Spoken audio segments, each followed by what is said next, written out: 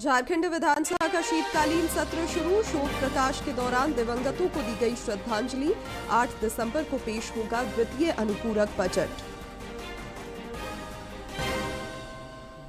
भाजपा के राष्ट्रीय अध्यक्ष और केंद्रीय मंत्री जेपी नड्डा 2 दिवसीय दौरे पर आज आएंगे देवघर। पार्टी के नए कार्यालय का करेंगे उद्घाटन। कई कार्यक्रमों में होंगे शामिल।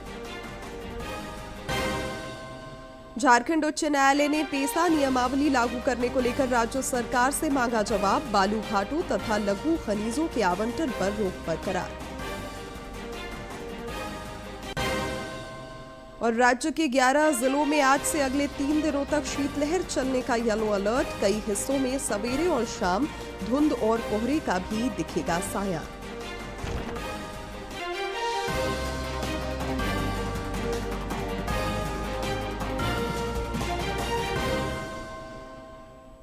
नमस्कार, खबरें झारखंड में आपका स्वागत है। मैं हूं शिवानी कुमारी और अब समाचार विस्तार से।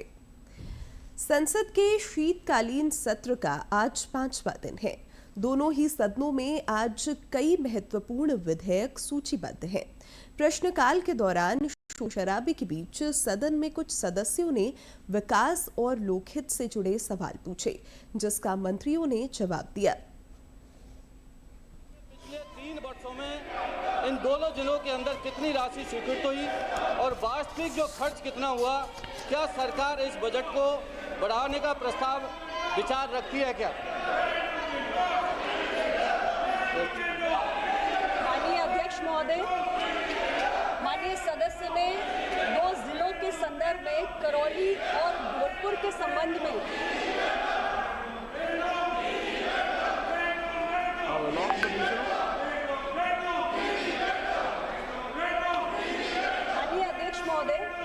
माननीय सदस्य ने कुपोषण के संबंध में जो प्रयास किए जा रहे हैं भारत सरकार द्वारा, उसमें 2 जिलों के संबंध में करौली और भोजपुर के संबंध में धनराशि के संबंध में जानकारी चाहिए है। ये जानकारी अभी मेरे पास उपलब्ध नहीं है, लेकिन कितनी धनराशि स्वीकृत की गई है, क्योंकि ये सारी धनराशि हम एनएचएम के जो प्रस्ताव प्राप्त होते हैं हमें राज्य सरकारों से, उसके तहत हम धनराशि स्वीकृत करते हैं। तो इनके स्पेसिफिक जिले के संबंध में कितनी धनराशि स्वीकृत हुई है, इसकी जानकारी मैं सदस्य को उपलब्ध करा दूंगी। झारखंड विधानसभा का शीतकालीन सत्र आज से शुरू हो गया। 11 दिसंबर तक चलने वाले इस सत्र के दौरान कुल 5 बैठकें होंगी। पहले दिन आज शोक प्रकाश के दौरान पिछले सत्र से अब तक दिवंगत महत्वपूर्ण लोगों को श्रद्धांजलि दी गई। विधानसभा अध्यक्ष रविंद्रनाथ महतो ने अपने संबोधन में सत्र के दौरान होने वाली कार्यवाही की जानकारी दी।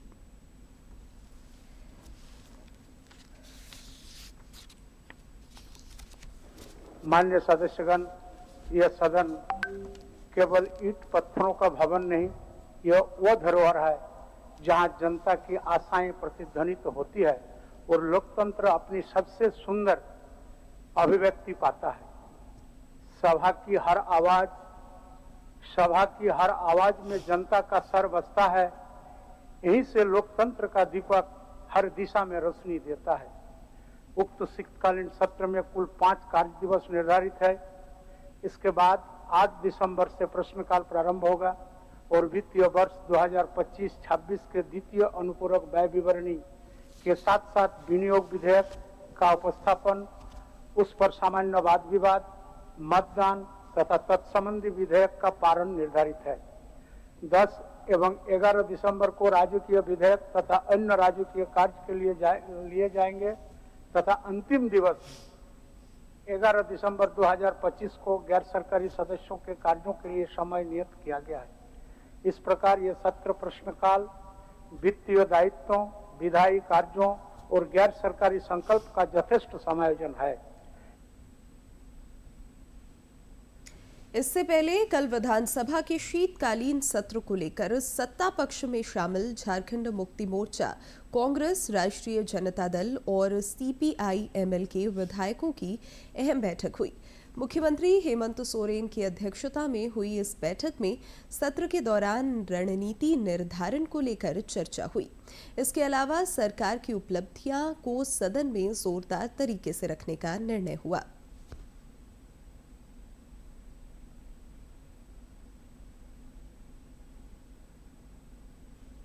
उधर मुख्य विपक्षी दल भारतीय जनता पार्टी के विधायकों की बैठक 7 दिसंबर को होगी। इस बैठक में सत्र के दौरान सदन में महत्वपूर्ण मुद्दों को लेकर सरकार को घेरने की रणनीति बनेगी। पार्टी के प्रदेश अध्यक्ष और नेता प्रतिपक्ष बाबूलाल मरांडी की अध्यक्षता में यह बैठक होगी। पार्टी की ओर से राज्य की विधि व्यवस्था समेत कई महत्वपूर्ण मुद्दों पर चर्चा होने और सरकार को घेरने की रणनीति तैयार की जाएगी। राज्य मंत्रिपरिषद की बैठक 8 दिसंबर को होगी। मुख्यमंत्री हेमंत सोरेन की अध्यक्षता में होने वाली इस बैठक में कई महत्वपूर्ण प्रस्तावों को मंजूरी मिल सकती है। मंत्रिमंडल सचिवालय तथा निगरानी विभाग ने इससे संबंधित अधिसूचना जारी कर दी है। रूस के राष्ट्रपति व्लादिमीर पुतिन भारत के 2 दिवसीय दौरे पर हैं। कल देर शाम रूस के राष्ट्रपति नई दिल्ली पहुंचे, जहां पालम हवाई अड्डे पर प्रधानमंत्री नरेंद्र मोदी ने उनका स्वागत किया। प्रधानमंत्री नरेंद्र मोदी आज नई दिल्ली में रूस के राष्ट्रपति व्लादिमीर पुतिन के साथ द्विपक्षीय वार्ता करेंगे। इससे पहले आज श्री पुतिन का राष्ट्रपति भवन में औपचारिक स्वागत किया गया।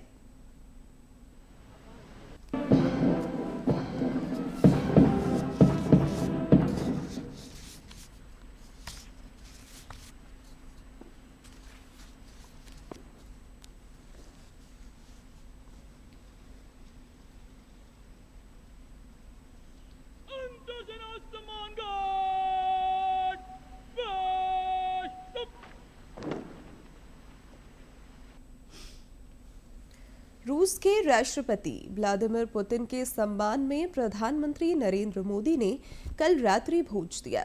इस दौरान प्रधानमंत्री ने रूस के राष्ट्रपति को गीता की प्रति भेंट की। देख रहे हैं कि प्रधानमंत्री नरेंद्र मोदी ने रूस के राष्ट्रपति को रूसी भाषा में गीता की कॉपी भेंट करी है। साथ ही उन्होंने ये तस्वीर के साथ साथ संदेश भी दिया है कि गीता की शिक्षाएं दुनिया भर में लाखों लोगों को प्रेरित करती हैं। ऐसे में इससे अच्छा गिफ्ट क्या हो सकता है जब राष्ट्रपति पुतिन को रूसी भाषा में गीता की एक कॉपी भेंट की गई है। भारतीय जनता पार्टी के राष्ट्रीय अध्यक्ष और केंद्रीय मंत्री जेपी नड्डा आज झारखंड के 2 दिवसीय दौरे पर देवघर आएंगे। उनके आगमन को लेकर देवघर भाजपा कार्यालय में प्रेस वार्ता का आयोजन किया गया। मौके पर पार्टी के प्रदेश मंत्री गणेश मिश्रा ने कहा कि श्री नड्डा अपने दौरे के क्रम में पार्टी के 2 कार्यालयों का उद्घाटन करेंगे।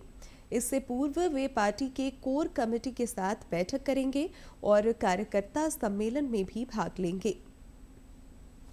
जिला का कार्यालय और गुमला का कार्यालय, ये दोनों कार्यालय का उद्घाटन के अवसर पर हम लोगों का एक आग्रह था कि इस अवसर पर हमारे राष्ट्रीय अध्यक्ष जी आएं और कार्यालय का उद्घाटन करें।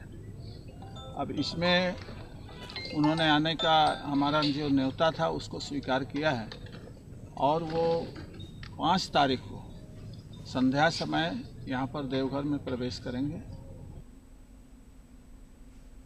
राज्य में पेसा नियमावली लागू करने को लेकर कल झारखंड उच्च न्यायालय में सुनवाई हुई। मुख्य न्यायाधीश तरलोक सिंह चौहान और न्यायाधीश राजेश शंकर की खंडपीठ ने इसको लेकर दायर अवमानना याचिका पर सुनवाई करते हुए राज्य सरकार का पक्ष सुना। इस दौरान राज्य में पेसा नियमावली कब से लागू होगा, इसे लेकर न्यायालय ने राज्य सरकार से जवाब मांगा। एक अन्य मामले में सुनवाई करते हुए अदालत ने बालू घाटों तथा लघु खनिजों के आवंटन पर पहले से लगी रोक को बरकरार रखा है। धनबाद में उपायुक्त आदित्य रंजन और वरीय पुलिस अधीक्षक प्रभात कुमार ने बेलगड़िया टाउनशिप आउटपोस्ट का विधिवत उद्घाटन किया। इस नई पहल से टाउनशिप की सुरक्षा व्यवस्था मजबूत होगी और लोगों को शिकायतों के लिए दूर थाने के चक्कर नहीं लगाने पड़ेंगे। धनबाद उपायुक्त आदित्य रंजन और एसएसपी प्रभात कुमार ने टाउनशिप के लोगों से मुलाकात कर उनकी समस्याएं सुनी और प्राथमिकता के आधार पर समाधान का आश्वासन दिया। उपायुक्त आदित्य रंजन ने बताया कि केंद्र और राज्य सरकार की मंशा बेलगड़िया के लोगों को बेहतर सुरक्षा और सुविधाएं उपलब्ध कराना है। बस अभी हम लोग कोशिश कर रहे हैं। बेलगड़िया में आज टीओपी का उद्घाटन हुआ तो हमारे यहाँ पे, और भारत सरकार का और राज्य सरकार का मंशा है कि यहाँ के लोगों को सुरक्षा प्रदान की जाए और लगातार किसी भी तरह की कोई घटना हो तो इनको, क्योंकि यहाँ पर आबादी बढ़ती जाएगी धीरे धीरे, तो जितने भी संस्था हैं सरकार के, थाना है, पंचायत भवन है, स्कूल, अस्पताल, आंगनबाड़ी है, वो सब संस्था इसी टाउनशिप में ही होगा और जब संख्या बढ़ेगी तो हो सकता है हम लोग इसको नगरपालिका भी घोषित करें। वहीं वरीय पुलिस अधीक्षक प्रभात कुमार ने कहा कि टाउनशिप में बड़ी आबादी बस चुकी है, इसलिए स्थानीय स्तर पर पुलिस व्यवस्था मजबूत करना जरूरी था। टीओपी में फिलहाल 2 पदाधिकारी और 8 पुलिसकर्मी 24 घंटे तैनात रहेंगे। स्थानीय पुलिस की जिम्मेदारी होगी कि यहाँ की सभी समस्याओं का समाधान यहीं किया जाए। इसका उद्देश्य यही है कि जैसा आप जान रहे हैं कि यहाँ पर जो लोग आकर के रह रहे हैं, बस रहे हैं और काफ़ी संख्या में यहाँ परिवार रह रही हैं, तो उनके लिए जो पुलिस की सुविधा हो, उनके पास हो, उनके नज़दीक हो, उसी कड़ी में आज इसका उद्घाटन किया गया है। और यहाँ पर तत्काल 2 पुलिस पदाधिकारी और 8 पुलिसकर्मी को प्रतिनियुक्त किया गया है जो यहीं रहेंगे। उनका आवास भी आप जो टीओपी है उसके ऊपर वाले महले पे वो लोग रहेंगे, नीचे वाले ग्राउंड फ्लोर में काम होगा टीओपी का। और यहाँ पर जितने लोग रह रहे हैं उनको पुलिस से संबंधित कोई भी काम होगा तो बलियापुर थाना जाने की जरूरत नहीं है, वो लोग यहाँ आएंगे। धनबाद की बेलगड़िया टाउनशिप में टीओपी का खुलना यहाँ के निवासियों के लिए सुरक्षा और सुविधा के लिहाज से एक महत्वपूर्ण कदम है। एसएसपी ने जिस तरह से 24 घंटे पुलिसकर्मियों की तैनाती की बात कही है, उससे यहाँ की सुरक्षा व्यवस्था को एक नई मजबूती मिलेगी। डीडी न्यूज के लिए धनबाद से अजय कुमार सिन्हा की रिपोर्ट। धनबाद के केंदुआ डी के कई बस्तियों में जहरीली गैस रिसाव मामले को लेकर उपायुक्त आदित्य रंजन ने जांच टीम गठित करने का निर्देश दिया है। उपायुक्त की अध्यक्षता में बीसीसीएल, डीजीएमएस, स्वास्थ्य विभाग, आपदा विभाग और जेआरडीए की टीम की संयुक्त बैठक हुई। बैठक में गैस रिसाव के कारण रोकथाम और प्रभावित लोगों को सुरक्षित जगह तत्काल शिफ्ट करने तथा लापरवाही पर कार्रवाई करने समेत विभिन्न बिंदुओं पर चर्चा हुई। उपायुक्त ने कहा कि घटना के पश्चात राहत एवं बचाव कार्य प्रारंभ किया गया है।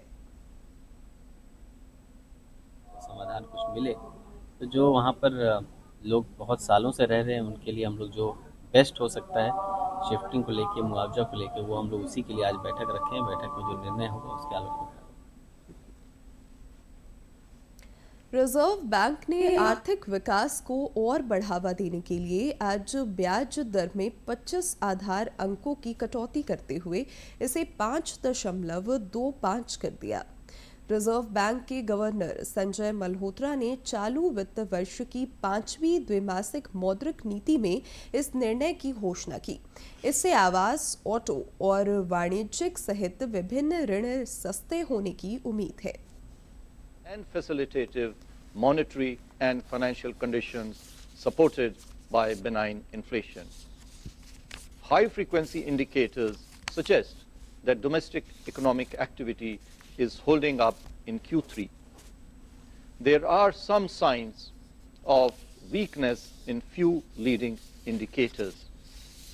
GST rationalization and festival-related spending supported domestic demand during October-November this year. Rural demand continues to be robust. Urban demand is recovering steadily. Investment activity remains healthy, with private investment gaining steam on the back of expansion in non-food bank credit and high capacity utilization, which is of the order of about 75%. राजधानी रांची स्थित RIMS की लगभग 5 एकड़ जमीन से अतिक्रमण हटाने को लेकर झारखंड उच्च न्यायालय ने निर्देश दिया है। वहां फिलहाल क्या स्थिति है, अधिक जानकारी दे रहे हैं हमारे सहयोगी। झारखंड उच्च न्यायालय के चीफ जस्टिस तरलोक सिंह चौहान और जस्टिस SN प्रसाद ने रिम्स की रचना व्यवस्था को लेकर सुनवाई की।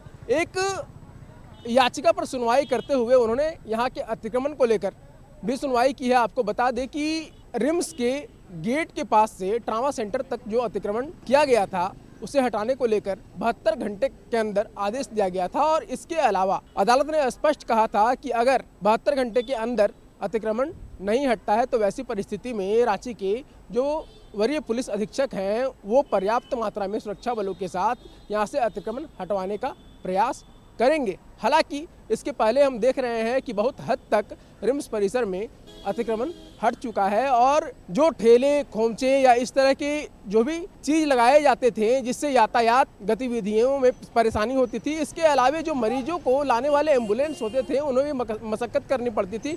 इन तमाम चीज़ों से कहीं ना कहीं निजात मिल रहा है। हालांकि यहाँ पे देख सकते हैं कि आप किस तरह से पहले के समय में विभिन्न तरह के ठेले खोमचे या इस तरह के जो भी खाने पीने के सामान थे या अन्य जो ज़रूरत के सामान थे यहाँ पे बिका करते थे, जिसकी वजह से काफ़ी परेशानी होती थी, खास करके मरीजों को, उनके परिजनों को या एम्बुलेंस को आने जाने में ट्रामा सेंटर तक और रिम्स परिसर तक।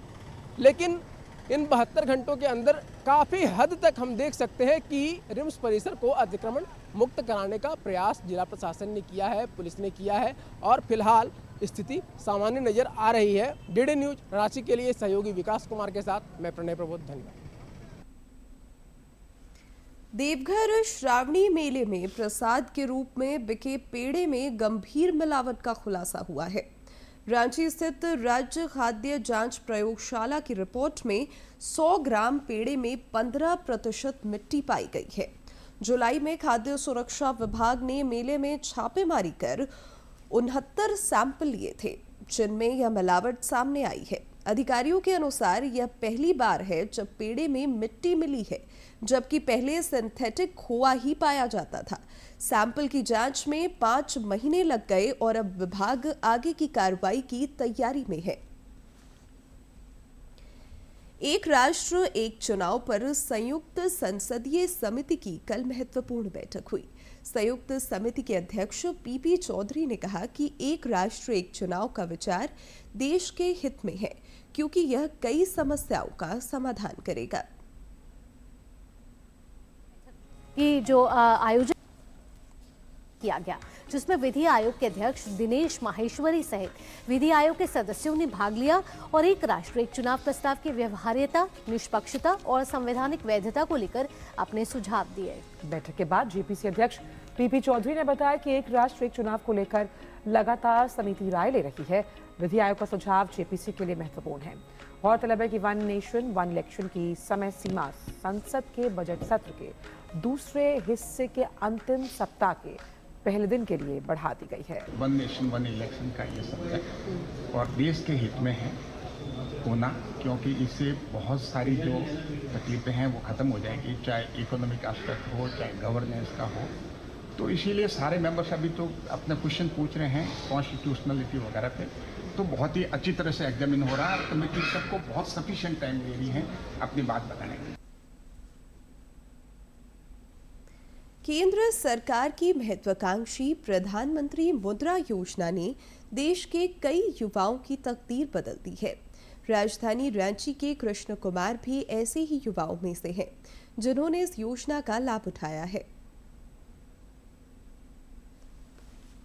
रांची के कृष्णा कुमार ने व्यापार जगत में भविष्य संवारने का मन बनाया। शुरुआती पूंजी के लिए इन्होंने प्रधानमंत्री मुद्रा योजना की मदद ली और छड़, सीमेंट तथा हार्डवेयर की दुकान शुरू की। इनके बैंक ने भी इनका भरपूर मदद किया और मामूली प्रक्रिया के बाद इन्हें 5 लाख रुपए का ऋण प्रदान किया।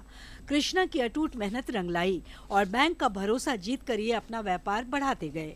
हमने प्रधानमंत्री मुद्रा योजना के तहत लाभ उठाया बैंक ऑफ इंडिया से, ठीक है।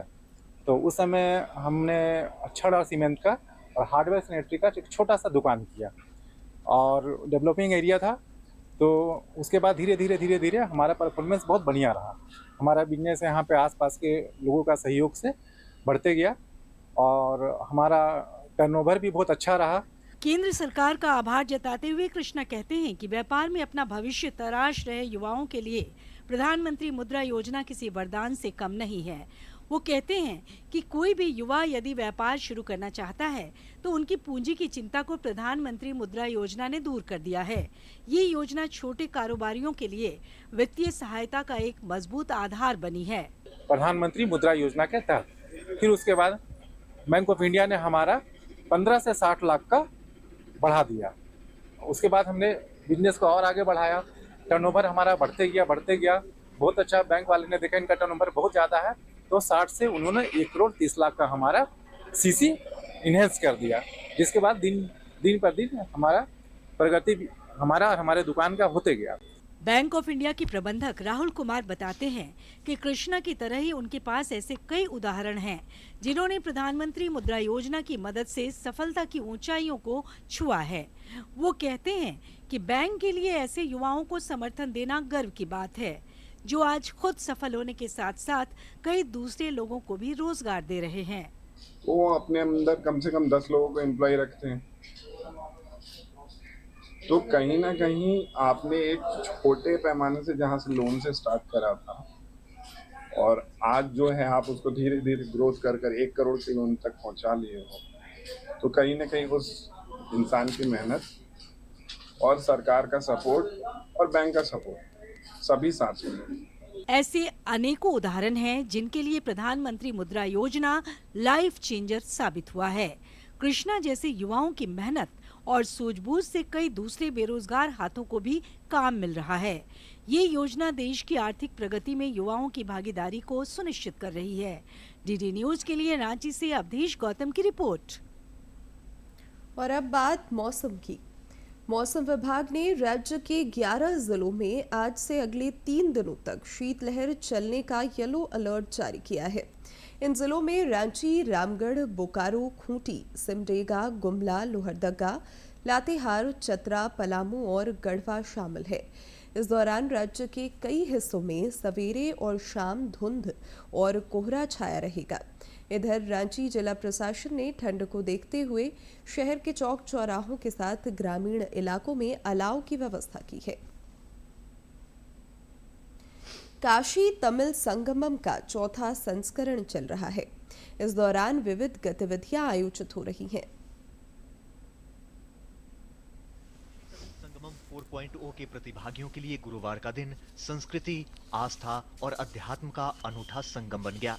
तमिलनाडु से आए करीब 200 प्रतिभागियों ने सुबह की शुरुआत श्री काशी विश्वनाथ के दर्शन से की। काशी विश्वनाथ के दर्शन के साथ ही तमिल श्रद्धालुओं के चेहरों पर परमानंद की चमक उतर आई।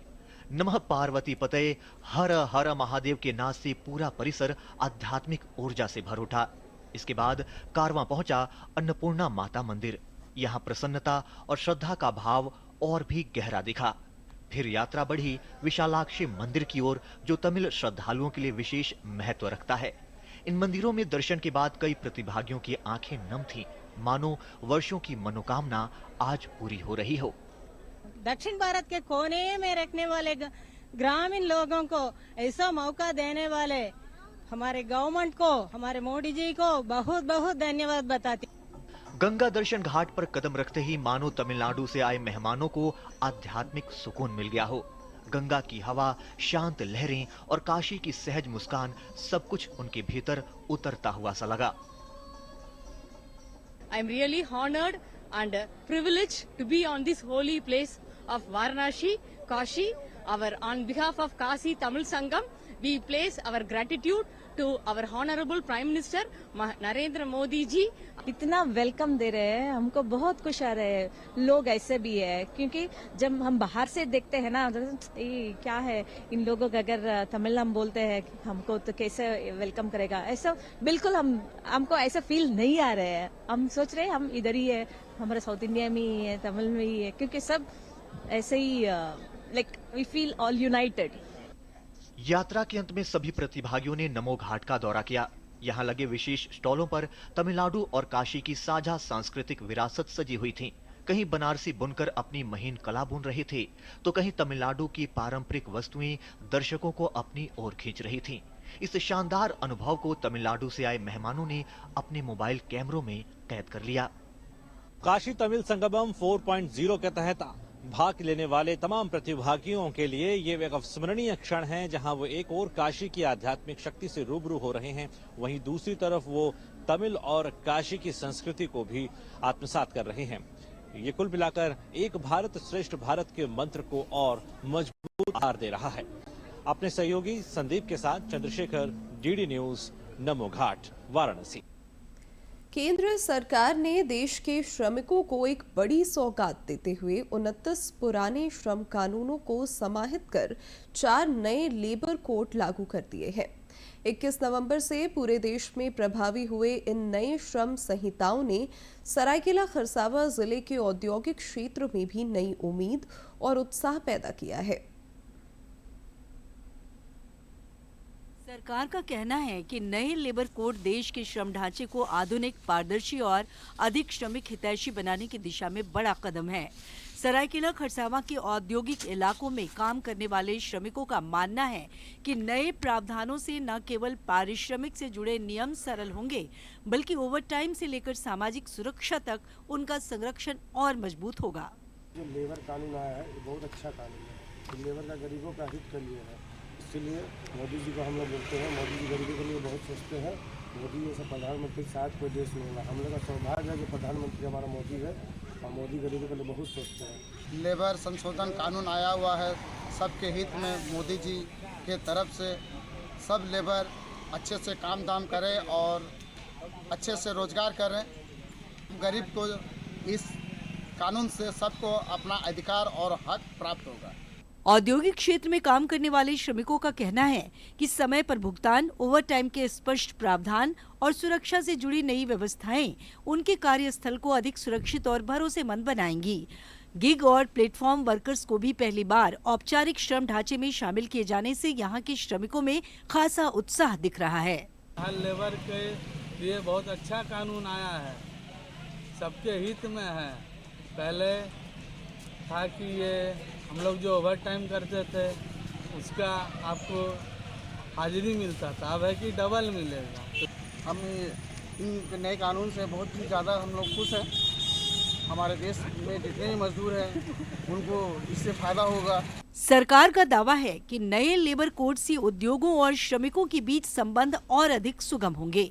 वहीं सरायकेला खरसावां के मजदूर उम्मीद जता रहे हैं कि इन बदलावों से न सिर्फ उनके अधिकार सुरक्षित होंगे, बल्कि रोजगार और सम्मान दोनों बढ़ेंगे।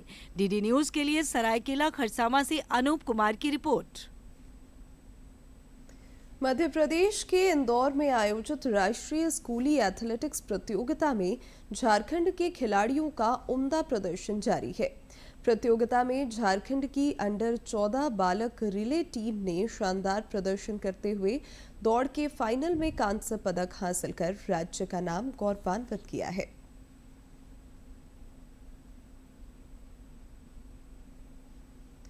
धनबाद मंडल में रेलवे सुरक्षा बल आरपीएफ ने योग नगरी ऋषिकेश हावड़ा दून एक्सप्रेस से लावारिस हालत में 35 कछुआ बरामद किया है। बरामद कछुआ की अनुमानित कीमत करीब 3.5 लाख रुपए बताई जा रही है। गुप्त सूचना के आधार पर टीम ने प्लेटफॉर्म संख्या 1 पर ट्रेन के रुकते ही कोच की जांच की, जहां सीट के नीचे 3 कपड़े के थैले लावारिस अवस्था में मिले। आरपीएफ ने सभी कछुआ को जब्त कर वन विभाग को सौंप दिया। और अब अंत में मुख्य समाचार एक बार फिर।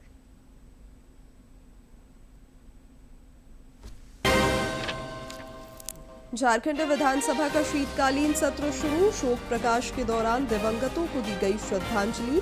8 दिसंबर को पेश होगा द्वितीय अनुपूरक बजट। भाजपा के राष्ट्रीय अध्यक्ष और केंद्रीय मंत्री जेपी नड्डा 2 दिवसीय दौरे पर आज आएंगे देवघर। पार्टी के नए कार्यालय का करेंगे उद्घाटन। कई कार्यक्रमों में होंगे शामिल। झारखंड उच्च न्यायालय ने पेसा नियमावली लागू करने को लेकर राज्य सरकार से मांगा जवाब। बालू घाटों तथा लघु खनिजों के आवंटन पर रोक बरकरार। और राज्य के 11 जिलों में आज से अगले 3 दिनों तक शीतलहर चलने का येलो अलर्ट। कई हिस्सों में सवेरे और शाम धुंध और कोहरे का भी दिखेगा साया।